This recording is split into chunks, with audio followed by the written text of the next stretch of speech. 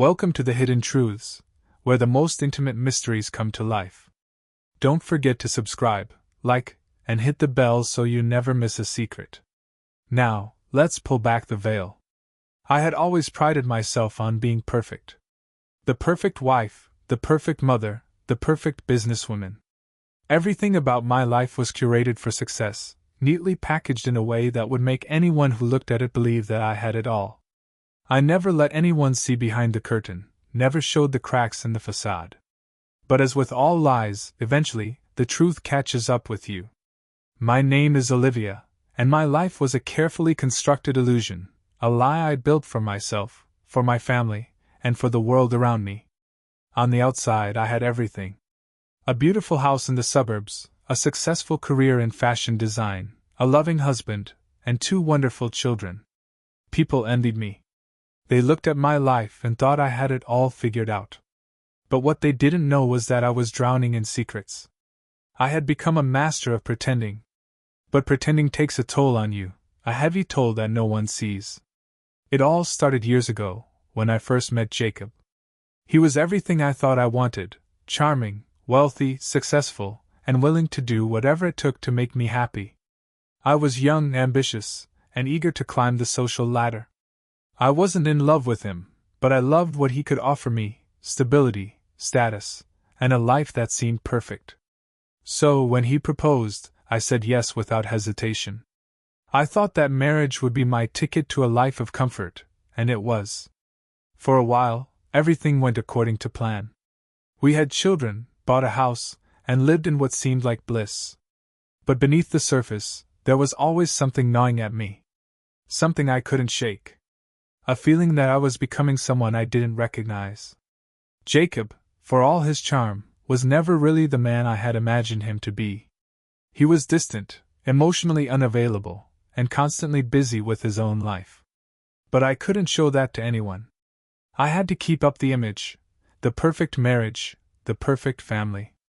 If I showed any cracks, if anyone saw that I wasn't happy, everything would fall apart. So I faked it. I faked being happy. I faked being content in my life. I faked my smiles, my laughter, and my joy. I was exhausted, suffocated by the weight of keeping up appearances. But no one knew. To them, I was the woman who had it all. As my career took off, so did my facade. I became more involved in my work, spending long hours at the office, traveling for shows, meeting with clients, all while trying to maintain the illusion of the perfect wife and mother. But the longer I kept up the act, the harder it became. The more I had to lie to myself, the more disconnected I became from the life I was living. It wasn't just the marriage. It was everything. My friendships, my relationships with my children, my connection to reality. Everything had been warped by the need to be perfect. I started to feel like I was losing myself, like I didn't even know who I was anymore. I had become a reflection of the perfect life I thought I needed, but it wasn't real. The first crack in the facade came when I started spending more time with Gabriel. Gabriel was one of my clients, a successful entrepreneur with a keen eye for fashion. He was everything my husband wasn't: passionate, engaging, and attentive. We started working together more closely, and soon, I found myself spending more time with him than anyone else. He was my escape. When I was with him, I didn't have to pretend. I didn't have to be the perfect wife or the perfect mother. I could be myself, even though I didn't really know who that person was anymore. Gabriel gave me something Jacob never could: attention. The kind of attention that made me feel like I was seen, like I mattered. But it wasn't just attention. It was a dangerous game. I knew that, but I didn't care. I didn't care because in those moments, I felt alive. For the first time in years, I felt like I wasn't living a lie. But of course, lies have a way of catching up with you. I had been seeing Gabriel for months before Jacob found out. It wasn't planned, not in the way people usually think. It wasn't about love or passion, it was about escape. Gabriel was the release I had been looking for, the breath of fresh air in a life I had been choking on. And when Jacob confronted me, when he demanded to know what had been going on, I had no choice but to admit the truth. But I didn't admit everything. I couldn't. I couldn't tell him about the lies I had been living, the years I had spent pretending to be someone I wasn't. I couldn't tell him about the emptiness I had been carrying around, the loneliness I had tried to fill with the illusion of perfection. Instead, I told him the truth about Gabriel. I told him it was just an affair, that I was confused, that I made a mistake. He was devastated, of course. But in his devastation, he did what I had always feared: he shut down. He withdrew from me emotionally, and the distance between us grew even wider. I thought that telling him the truth about Gabriel would fix things, but it only made them worse. Jacob became cold, distant. He stopped talking to me, stopped engaging with me, and I found myself alone, once again, in the very marriage I had worked so hard to maintain. As the months passed, I continued to live in a facade. I pretended to be a good wife, a good mother, a successful businesswoman. I kept up the act because I had no choice. But the cracks were starting to show. My children were growing up, and I had become a stranger to them. Jacob and I were more like roommates than a married couple. My friends started noticing the distance between us, but I kept them at bay. I couldn't let them see how broken I really was. And then, one day, I received an offer. A business opportunity that seemed too good to pass up. It was a chance to expand, to get out of the rut I had found myself in. But it also meant more time away from home, more travel, more distractions. It meant more lies. And that's when I realized, this wasn't just about me. It was about the life I had built for everyone else. I could feel the walls closing in on me. I had spent so much time keeping up this illusion, but the cost was becoming unbearable. The lies were suffocating me. And yet I couldn't stop. The idea of living a life without the image I had so carefully curated terrified me. But everything changed when I came across a letter. It was from Gabriel, a letter he had written months ago, before things started to fall apart. I had kept it hidden, tucked away in a drawer, forgotten. But when I read it, everything clicked. In his letter, he confessed that he had never really cared for me. He had used me, manipulated me, just as I had used him to escape my own guilt. The letter was cold, clinical, and it was the final wake-up call I needed. The illusion was over. I was living a lie, and I had known it all along.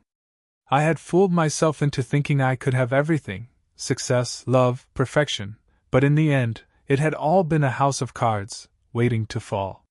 The letter from Gabriel lingered in my mind longer than I expected. His words, cold and devoid of emotion, echoed in the silence of my apartment. I had always known there was a part of him that was using me. After all, it was the reason I turned to him in the first place. But reading it in black and white, seeing the raw truth, made it undeniable.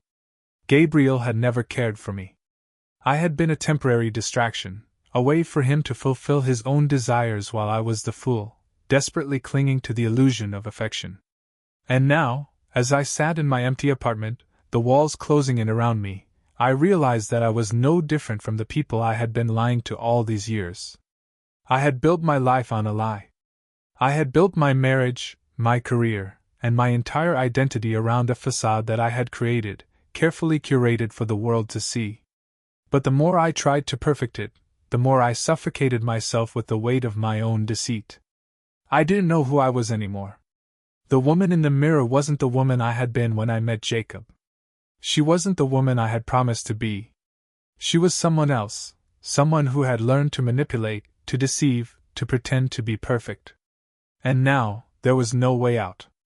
I spent the next few days in a haze, lost in my own thoughts. I had tried to keep up the act, but I could feel myself unraveling. The guilt, the shame, and the growing sense of emptiness were impossible to ignore.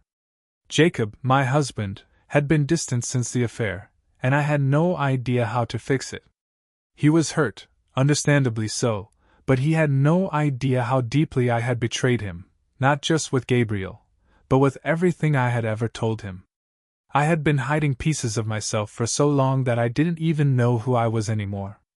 I avoided him for a while, staying in my office, working late, and giving him the space he needed. But it wasn't enough. We weren't communicating.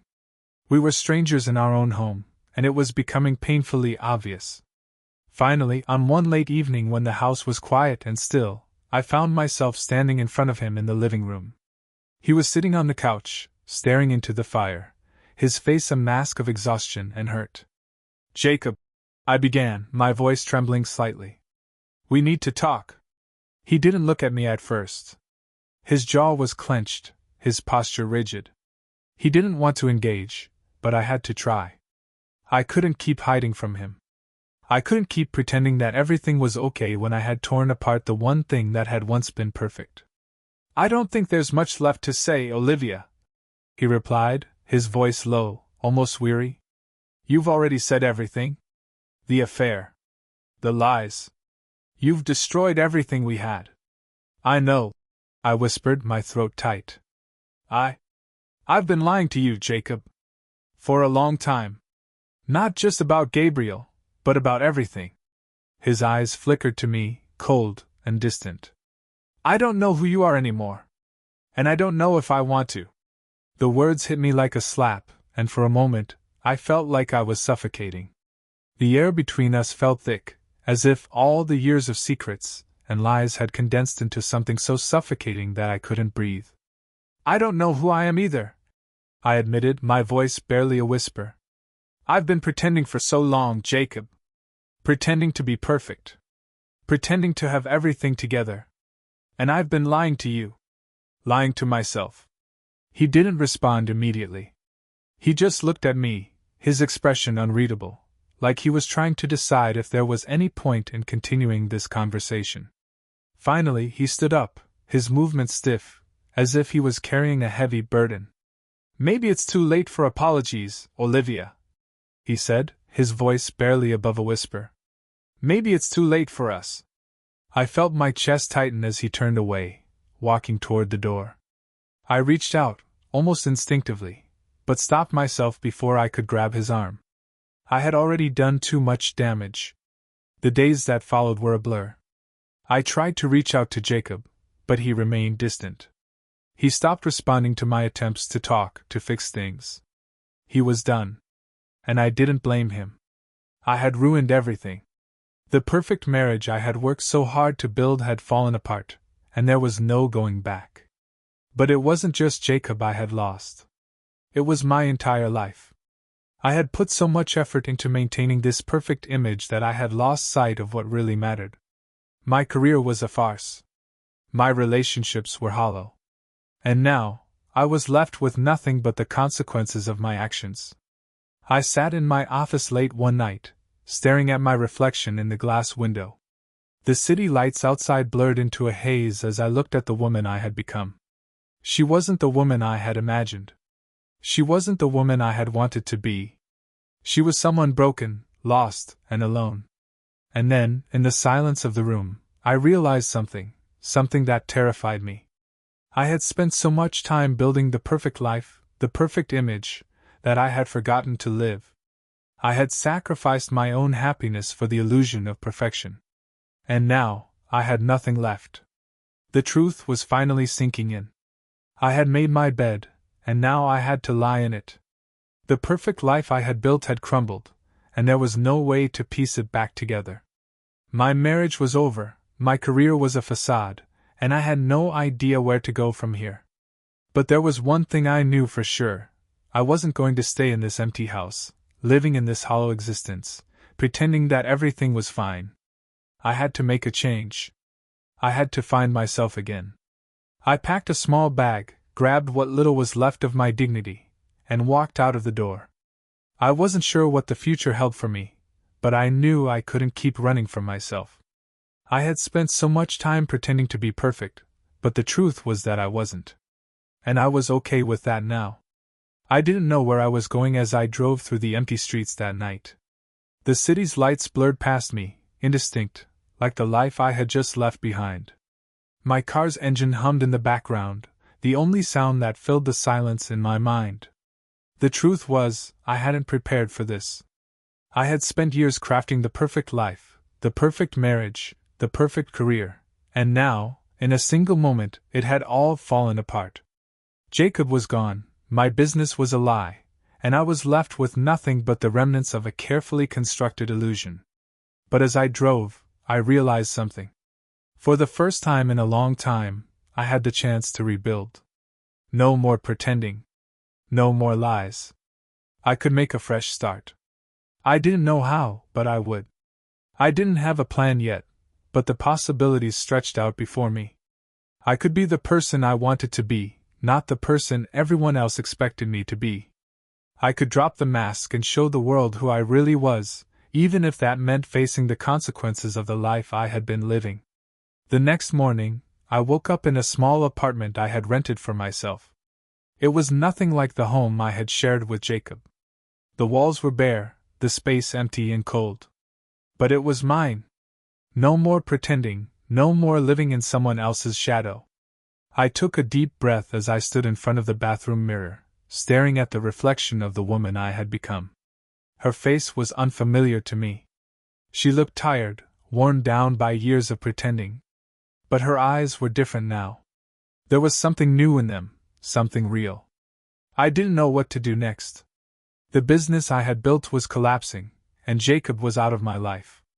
But I couldn't go back. I couldn't rebuild the perfect life I had once had. That life was gone.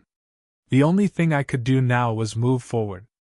A week passed before I received a phone call that changed everything. It was from an old friend of mine, Lena. She had been my closest confidant before everything fell apart, and I had kept in touch with her even as my life spiraled out of control. She knew the truth about me, about the lies, the manipulations, and everything that had led me to this point. "Olivia, are you okay?" she asked, her voice soft but filled with concern. "I've been hearing things. Are you sure you're all right?" "Nothing is all right," I said, my voice flat. "I've lost everything. My life, my marriage, my career, it's all falling apart." "I know," she said, a hint of sadness in her voice. "But you don't have to do this alone. You know I'm here for you, right?" I sighed. "I don't know what to do anymore. I've spent so much time trying to be perfect, trying to be what everyone expected me to be. But now, I don't even know who I am." Lena was silent for a moment, and then she said something that stuck with me. "You don't need to be perfect, Olivia. You never did. You just need to be yourself." Her words echoed in my mind as I hung up the phone. Just be yourself. It seemed so simple, yet it felt like the hardest thing in the world. I had spent so long living up to an image that wasn't mine, that I had no idea who I truly was anymore. But Lena was right. I didn't need to be perfect. I didn't need to keep up the facade. The person I had been, the person I thought I had to be, was gone. I could be whoever I wanted to be now. A few days later, I made a decision. I called my lawyer and started the process of closing my business. It wasn't easy. I had worked hard for everything I had built, but I knew it was time to let go. It wasn't just the business. It was everything. I had to tear down the walls I had built around myself. The mask had to come off. I contacted a few old contacts in the industry and asked for help. I wasn't starting from scratch. I had skills, and I had learned a lot over the years. But I wasn't going to be the same person I was before. This new chapter of my life wouldn't be built on the illusion of perfection. It would be built on honesty. And that meant starting fresh. As I began to rebuild my life, I started spending more time with Lena. She was the only person who truly understood me, the only one who didn't expect anything from me. She never judged me for the mistakes I had made. She was just there, offering support and advice when I needed it most. One evening, as we sat together in my apartment, Lena looked at me and said, "You know, Olivia, you're stronger than you think. You've been through so much, but you're still standing." I smiled weakly. "I don't feel strong. I feel like I've lost everything." "You haven't lost everything," Lena said softly. "You've lost the life you built on lies, yes. But you haven't lost yourself. You still have the chance to make things right, to rebuild from the ground up. And this time, you'll be doing it for the right reasons." Her words gave me a sense of peace. I didn't have to be perfect. I didn't have to keep pretending. I could live a life that was real, even if it was messy. Even if it wasn't what I had imagined. It took time. I didn't snap my fingers and suddenly become the person I wanted to be. The journey was hard, and I stumbled more than once. But each day, I took one step forward, no longer worried about being perfect, no longer concerned with living up to some image that wasn't truly mine. And through it all, I realized something important. The price of perfection wasn't worth it. Perfection had taken everything from me, my marriage, my happiness, my peace of mind. But letting go of perfection, letting go of the lies, had given me the freedom to be who I truly was. I didn't need to be perfect. I just needed to be me. The days blurred together as I tried to adapt to my new life. I spent my mornings working from my small apartment, a place that felt foreign yet refreshing after the suffocating house I had once shared with Jacob. The walls weren't adorned with the trinkets of a life I no longer recognized. There were no photographs of a perfect marriage, no reminders of the world I had built and destroyed. It was just me and the space I was carving out for myself. And at times, that felt more like freedom than anything I had ever known. But freedom, I was learning, comes at a cost. I had thought that walking away from the life I had built would be a clean break. But there was still so much I hadn't anticipated. The feelings of guilt. The moments of doubt. The constant tug of shame, wondering if I would ever truly be forgiven for the things I had done, the lies I had told, the people I had manipulated, the person I had become. I thought that shedding the layers of perfection would liberate me. But in truth, it felt like I was stripping away pieces of myself that I could never get back. And in the absence of those pieces, I began to feel small, fragile. One morning, I woke up with the weight of the previous night's thoughts still pressing on my chest. I hadn't slept well. I had been tossing and turning, trying to escape the images in my mind. The faces of those I had hurt, the consequences of my actions. But when I opened my eyes, the day was already here. I knew I had to keep moving forward. I couldn't stay in this limbo forever. So I forced myself out of bed, into the shower, and eventually, to my desk. I picked up my phone, only to see a message from Lena. "Hey, I'm really worried about you. Want to meet for coffee? We need to talk." The last part made me pause. Lena was one of the few people I trusted, the only person who knew the full extent of what I had been through. But she had never been this direct before. I agreed to meet her at a cafe later that morning. When I arrived at the cafe, I saw her sitting in the corner, sipping her coffee and looking at her phone. Her expression was neutral, but I could see the concern in her eyes as I sat down across from her. "Olivia," she said softly, "you're not okay. I've been watching you try to rebuild, and it's like you're just going through the motions. But I know you. You're not happy." I didn't respond right away. I didn't know what to say. She was right. I was stuck. "I'm trying, Lena," I whispered. "I'm trying to be someone else. Someone better. But it's hard. It's hard to let go of everything I built, even if it was all a lie. And now, I feel like I'm left with nothing." "You've been rebuilding the wrong things," she said, her voice gentle but firm. "You're focusing on all the things you think you've lost, the business, your marriage, your image. But you're not looking at yourself. You're still chasing perfection, Olivia. And it's tearing you apart." I felt the sting of her words, but I didn't look away. Lena was right. I had spent so much time trying to fix the external things, trying to rebuild the life I had destroyed, that I hadn't even considered what I needed internally. I had been so focused on what everyone thought of me, that I had forgotten what I needed. "I don't know who I am anymore," I admitted. "I've spent so long pretending, I've lost touch with the real me." Lena smiled softly. "Then start there. Stop trying to fix everything at once. Start with yourself. Find out who you are, outside of all this perfection." Her words lingered in the air as I sat there, trying to process them. I had spent so much time hiding behind the illusion of perfection. But now, it was time to face the truth of who I really was. The good, the bad, and the ugly. Over the next few weeks, I began taking small steps toward healing. It wasn't easy, and I stumbled more than once, but I slowly started letting go of the need to be perfect. I went to therapy to work through the emotional wreckage I had left in my wake. I started rebuilding my career, not as the polished figure I had once been, but as someone who was trying to make something real. Something honest. I reached out to people I had pushed away, like my friends and former colleagues, and I came clean about my past. It was humbling, but it was also liberating. I knew there would be judgment, but there was also a chance for redemption, for myself. The most difficult part was reconciling with Jacob. We hadn't spoken in months, but there was something unfinished between us. I knew that if I ever wanted to find peace, I would have to face him, face the mistakes I had made, and somehow make peace with the life I had destroyed. A month later, Jacob and I sat down at a park bench, the cold air biting at our skin. I had no expectations. I didn't expect him to forgive me, and I didn't expect him to want anything to do with me. But I knew that if I didn't at least try, I would never be able to move forward. He didn't say anything at first. He just stared out at the empty playground, the distant memory of what we used to be hanging in the air between us.